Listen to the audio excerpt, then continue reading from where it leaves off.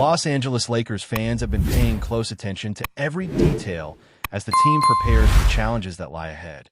And one of the most interesting conversations surrounding the squad right now revolves around how the rotation might look when the stakes get higher. As the season moves toward the most intense stretch of the schedule, every lineup decision begins to carry more weight, especially when it comes to the center position and how the coaching staff plans to distribute minutes between the available options. There are several possibilities on the table, and the way those pieces are used could end up shaping the Lakers' identity when games start to tighten, and every possession matters. If you look at the likely rotation, it seems clear that the majority of the minutes at the traditional center spot will be handled by the bigger bodies on the roster. A player like AYTON is expected to carry a large portion of that responsibility, potentially logging somewhere around 25 minutes per game, depending on the matchup and the flow of the contest. Alongside him, Jackson Hayes could also carve out a consistent role, contributing another stretch of minutes that allows the team to maintain size and physicality inside the paint. When you combine those two players, it would not be surprising to see them account for roughly 40 minutes at the center position on a typical night. But that still leaves a small window during each game where the Lakers could explore something different, and that is where things start to get really interesting. Rather than sticking strictly to a traditional lineup with a true center on the floor at all times, the team has the flexibility to shift into a smaller, faster configuration that changes the entire dynamic of the game. This approach, often referred to as small ball, has already shown flashes of effectiveness in recent matchups, and it might become an important weapon depending on the opponent. What makes this strategy intriguing is the type of players the Lakers can deploy in those situations. Rui Hachimura, for example, brings a unique blend of strength and balance that allows him to defend bigger players despite not being a true center. His low center of gravity and physical style make him surprisingly capable of battling in the paint when necessary. On top of that, the team also has the option of sliding LeBron James into a central role, essentially operating as a point center who controls the offense while still contributing defensively in the interior. When those types of players are on the floor together, the team becomes much more versatile and unpredictable. We have already seen glimpses of how effective this approach can be. Even in games where the Lakers were missing key pieces, smaller lineups managed to generate momentum by spreading the floor and forcing opposing defenses to cover more ground. When the offense is built around movement and spacing, defenders cannot simply camp near the basket waiting to protect the rim. Instead, they are pulled away from the paint, which opens driving lanes and creates opportunities for shooters to find clean looks from the perimeter. That spacing becomes even more dangerous when you consider the shooting ability that exists within these lineups. Players like Rui Hachimura have shown they can knock down shots from beyond the arc, and when shooters are positioned around the floor, defenses are forced into difficult decisions. Collapse too aggressively on a drive, and the ball quickly swings to an open shooter on the perimeter. Stay home on the shooters, and suddenly players attacking the basket have more room to finish inside. Austin Reaves also plays a crucial role in that equation. When he finds his rhythm as a shooter, he adds another layer of pressure on opposing defenses. Reaves has the ability to create off the dribble, break down defenders, and either finish at the rim or kick the ball out to teammates. In a small ball setup, that type of versatility becomes extremely valuable because the offense can flow through multiple players rather than relying on a single creator. Another advantage of this style is the defensive activity it encourages. With quicker players on the floor, the Lakers can swarm ball handlers, rotate aggressively, and recover to shooters with greater speed.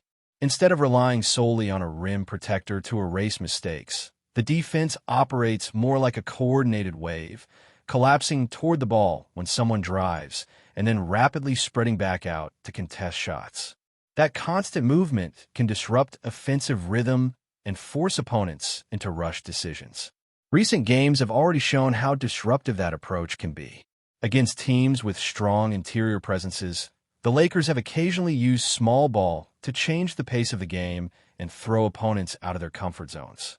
Rather than allowing a dominant center to control the paint, the smaller lineup pulls those big players away from the basket and forces them to defend in space. That adjustment alone can alter the entire flow of a matchup. Take the example of facing a team with a traditional rim protector.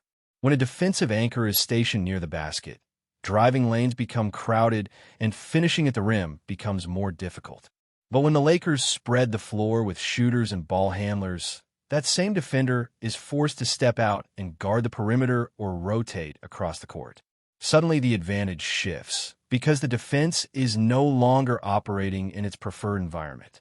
The Lakers' roster construction actually makes this approach more viable than many people initially realized. Even when they shift into smaller lineups, the team does not necessarily become undersized in the traditional sense. Many of the players on the roster fall within a similar height range, often around 6'7" or 6'8", which means the team can still maintain a strong physical presence while gaining the speed and spacing benefits associated with small ball. That combination of size and versatility creates interesting matchup possibilities across the league. Against certain opponents, the Lakers might decide that maintaining traditional size inside is the best path to victory. In other games, however, leaning into mobility and shooting could give them a strategic advantage that catches teams off guard.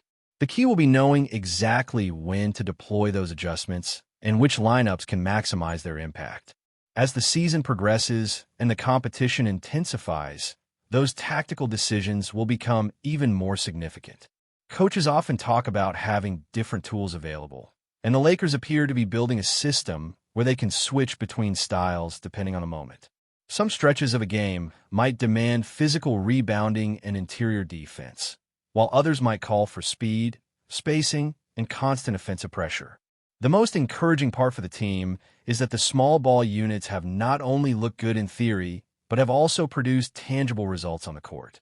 In several recent contests, these lineups injected energy into the game, allowing the Lakers to regain momentum or extend a lead at critical moments. That kind of flexibility could become a major asset as the season continues and the intensity of competition rises. Another important aspect of these smaller lineups is the way they challenge opposing defenses to constantly make decisions under pressure. When the Lakers place multiple ball handlers and shooters on the floor at the same time, the offense becomes much less predictable. Instead of running through a single focal point, the ball can move quickly from one side of the court to the other, forcing defenders to rotate over and over again. That constant movement creates fatigue and eventually opens small gaps in the defense. And at this level of basketball, even the smallest opening can lead to a high-quality shot. The ability to attack those openings depends heavily on players who can create off the dribble, and that is another area where the Lakers have options. Luka Doncic brings elite playmaking and a vision to read defenses before they even fully form.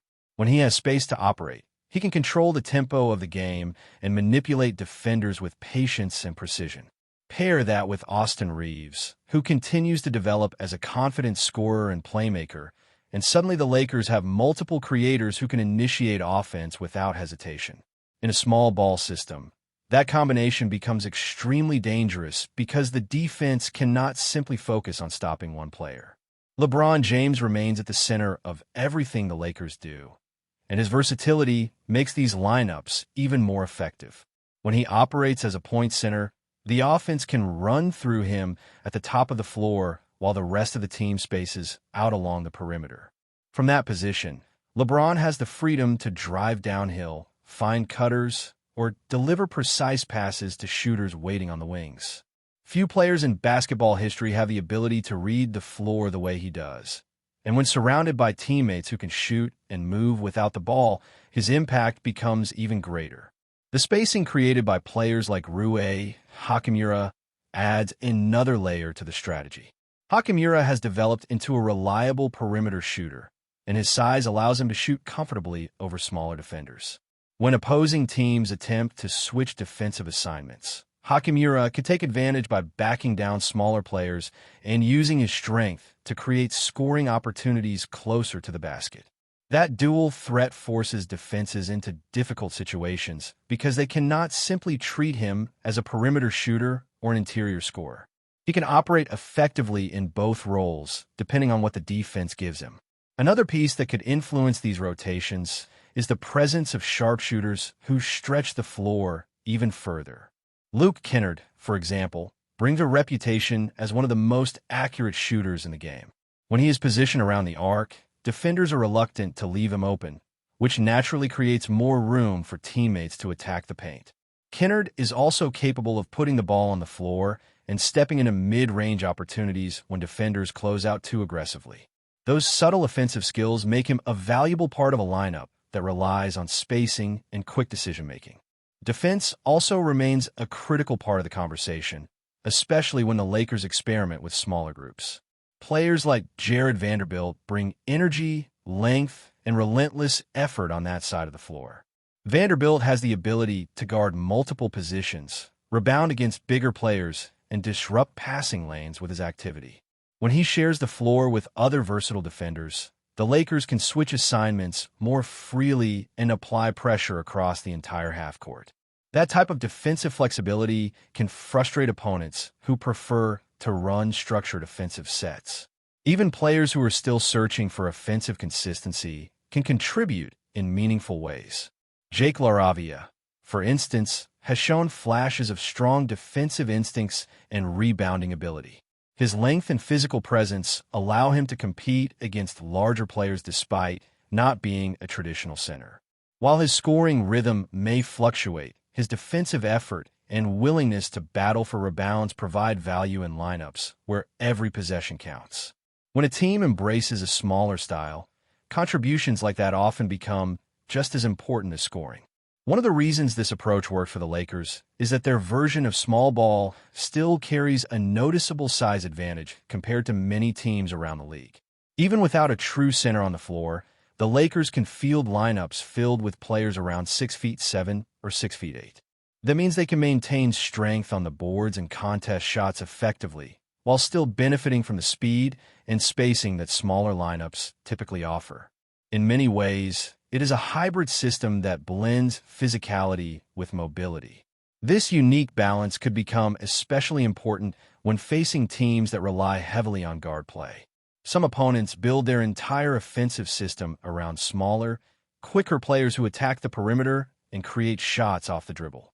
Against those teams, the Lakers' combination of length and versatility could give them an edge. Taller defenders can contest shots more easily, while still having the mobility to stay in front of ball handlers and disrupt drives. At the same time, the coaching staff must remain aware of the matchups that demand a more traditional approach. Certain teams rely on powerful interior scorers who can dominate the paint if left unchecked. In those situations, having a true center available becomes essential. That is where players like DeAndre Ayton and Jackson Hayes remain extremely important, providing rim protection and rebounding when the game turns into a physical battle near the basket. Before we continue, we ask that you leave a like and subscribe to the channel so you won't miss any exclusive Lakers updates. Moving on, Los Angeles is buzzing with uncertainty as whispers around the team's locker room suggest that the Lakers might be staring down another potential blow to their roster. After already facing challenges this season, attention has now turned to DeAndre Ayton, whose status has reportedly become a growing concern among team insiders. Sources close to the organization hint that the center situation could force the Lakers to rethink their strategy, both on and off the court. Ayton has been a cornerstone in the Lakers' plans, particularly in matchups where his size and defensive presence are expected to make a difference. Yet, behind the scenes, there are murmurs that his fitness could be compromised, and management is keeping a close eye on the situation. The speculation has sparked debates across sports circles. If Ayton were sidelined, would the Lakers pivot to a smaller, faster lineup, or would they seek an urgent reinforcement through trades or free agency? Fans and analysts alike are dissecting past performances and minutes allocations, trying to predict how the team might adapt. Some suggest that veteran players could be asked to shoulder heavier responsibilities, while others point to the possibility of a tactical overhaul that shifts the offensive focus away from the paint. The Lakers coaching staff, known for being flexible but cautious, is reportedly weighing all options, understanding that one misstep could ripple through the remainder of the season. Inside sources, who spoke on condition of anonymity, hinted that discussions in management meetings have been unusually intense. Every scenario, from temporary lineup adjustments to a potential acquisition, is reportedly being evaluated. Social media chatter has added fuel to the fire, with fans speculating about who could fill the void if AYTON is unable to play at full strength. Even rival teams are believed to be watching closely, anticipating how a Lakers roster shakeup could affect future matchups. While no official confirmation has come from the Lakers front office, the rumor mill is already in overdrive. If AYTON's situation doesn't improve, the team could be forced into a decision that impacts not just their rotation, but their broader championship aspirations. For now, the Los Angeles faithful remain in suspense, hoping that the whispers of concern won't turn into harsh reality, and bracing for what could be a pivotal moment in the team's unfolding story this season. Stay informed exclusively about Los Angeles Lakers news. Subscribe to our channel and hit the like button to keep receiving daily updates. Also, share your opinion on the news in the comments, as your contribution is crucial for the Lakers. Stay tuned for the next video.